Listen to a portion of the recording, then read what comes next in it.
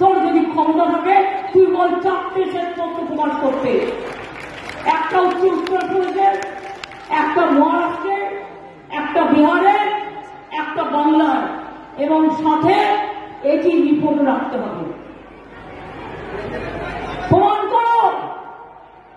প্রমাণ না করে বলে দিচ্ছ চোর।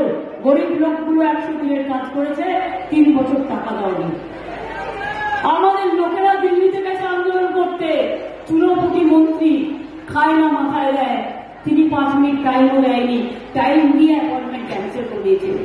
কিন্তু আমরা দিয়েছি, আমরা বলেছিলাম চিন্তা করবেন না, এই গরিব লোকগুলোকে 59 লক্ষ লোকের টাকা কেন্দ্রের দেওয়ার কথা, কেন্দ্র দেয়নি, কিন্তু আমরা দিয়েছি বলে রাখি।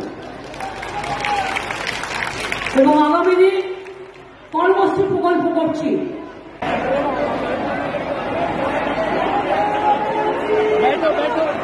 আমি বিশেষ করে মনে করি তমলুক জেলা,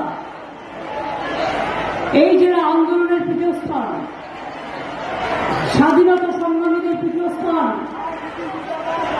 পিঠাপুরি আন্দোলন থেকে শুরু করে নতুন জাতীয় সরকার তৈরি হওয়া থেকে শুরু করে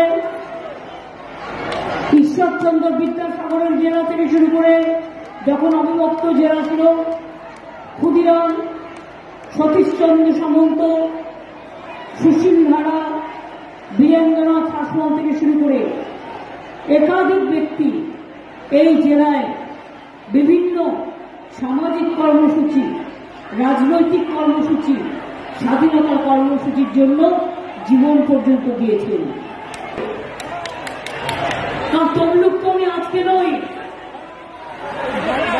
তমলুক মহিষাদল বা একরা নন্দিকা পটাশপুর হয় সিপিএমের গুন্ডারা মদ খেয়ে কোলাঘাটে আটকে দিয়েছিল, এবং কোলাঘাটে দেবাংশু আছে, দেবাংশু ভট্টাচার্য, রাজীব ব্যানার্জি আছে, আমাদের ইলেকশন অবজারভার, মহাপাত্র আছেন, অসিত ব্যানার্জি আছেন, চিত্ত মাইতি আছেন,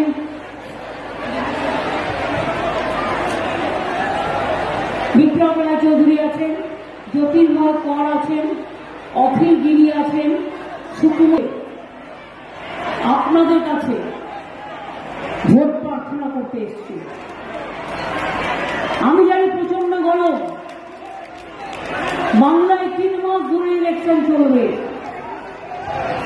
আমি নির্বাচন কমিশনকে একদিন অনুরোধ করব, বেশি না, এইরকম একটা ফাটাফাটি রোদে 8 ঘন্টা দাঁড়িয়ে থাকুন তো, 8 ঘন্টা সময় কাটিয়ে যান, মেদিনীপুরে যে কোনো একটা জায়গা বেছে নিন, বা বীরভূম বা বাঁকুড়া বা